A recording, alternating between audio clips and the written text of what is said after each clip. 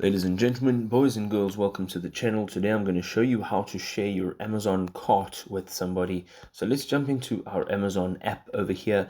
And as you can see, we are now going to be loaded into our home page.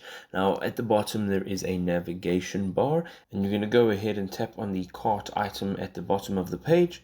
It looks like a little shopping trolley, and over here you will see that this is your cart. Now there's no direct way of sharing this cart with somebody. Now the alternative is to go ahead and go and look for this product itself.